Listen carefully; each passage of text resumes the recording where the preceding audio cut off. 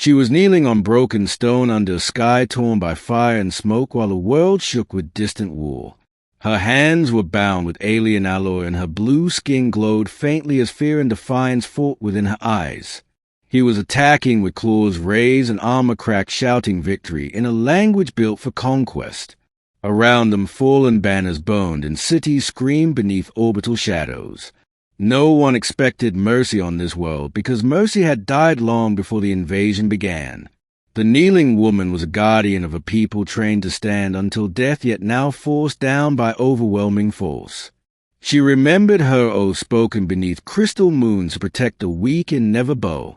The attacker was a warlord bred for domination, believing kneeling meant surrender, and surrender meant extinction.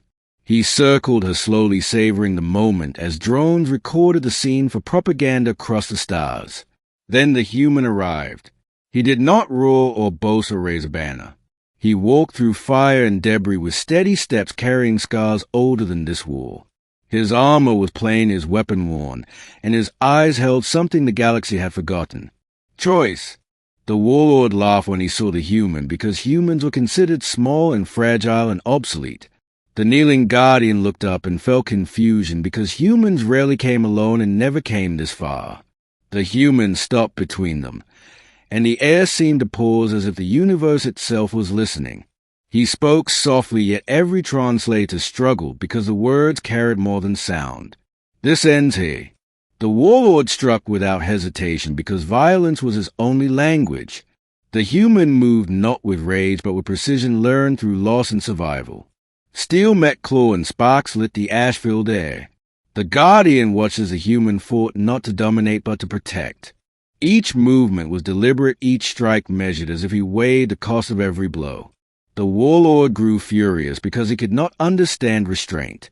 When the warlord fell, the ground cracked beneath his weight and silence spread like dawn. The human did not finish him. He stepped back and lowered his weapon. The galaxy held its breath. The guardian felt a bond fall away because the human had cut them during the fight. She rose slowly, expecting betrayal, because that was a rule of war. Instead, the human offered his hand. Stand if you choose. That moment traveled farther than any fleet. It reached prisoners on distant moons and soldiers questioning orders. It reached leaders who had forgotten the meaning of power. A human had shown strength without cruelty. The warlord crawled away, spreading fear instead of conquest. The guardian stood beside the human, and for the first time her people saw an ally, not a subject. Together they walked through the ruins not as conquerors but as witnesses. Stories spread across the stars of a battle where a kneeling warrior was given a choice. Empires cracked because soldiers began to hesitate. Weapons paused mid-strike as questions replaced commands. What is victory? Who decides who kneels? The human returned home without parades or praise. He carried the weight of what he had changed, knowing the cost was not finished. The guardian returned to her people and taught them a new lesson, that strength could lift instead of crush. Years passed, and wars ended not with annihilation, but with negotiations born from that single act. Historians would argue strategies and outcomes, but survivors remembered the moment when violence was denied. She had been kneeling, he had been attacking, and a human had chosen differently. The galaxy never forgot, because from that choice a future had begun. The story did not end on that battlefield, because consequences never end when a choice echoes across stars. After the human and the guardian left the ruins, watchers emerged from hiding and whispered what they had seen. They spoke of a species once dismissed that had rewritten the meaning of intervention. Messages spread through fractured networks carried by smugglers, refugees, and defectors. Unprisoned worlds captive repeated the tale like a prayer because it proved kneeling was not the end. On warships, officers replayed corrupted footage showing a human stepping between execution and silence. Some erased the files in fear while others watched again and again, unable to explain why it stirred doubt.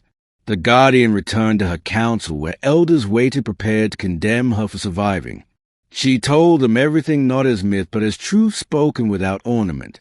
She described the moment when power stepped back instead of forward. Many dismissed it as weakness, yet younger voices listened with fierce attention. The human returned to a quiet planet with blue oceans and long-forgotten borders. No one greeted him as a savior because humanity had learned to distrust titles. He repaired machines taught children and woke at night remembering the kneeling figure. He wondered if the galaxy would punish him for mercy. The warlord did not forget. He healed in shadows, nursing humiliation deeper than any wound. He spread a different story, one of human deception and future betrayal. Yet his followers noticed something had broken inside him. Fear. Across the stars, alliances shifted as species once enemies began speaking cautiously. Small ceasefires appeared, fragile yet real, like green shoots in ash. Where humans walked, negotiations followed because they carried the reputation of refusal. Refusal to finish, the helpless refusal to rule through terror. The Guardian became a symbol, unwilling yet undeniable. She trained others not only in combat but in restraint. She taught that kneeling could be survival, not submission. Her people changed slowly, painfully, but change had begun. Years later, another battlefield formed on the edge of known space. Again a figure knelt, and again weapons were raised. Observers waited to see if the story was unique or pattern. This time, multiple humans stepped forward.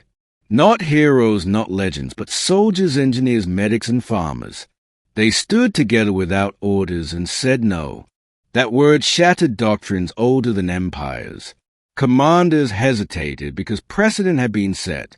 The galaxy realized humans were contagious. The warlord attempted one final campaign to erase the narrative.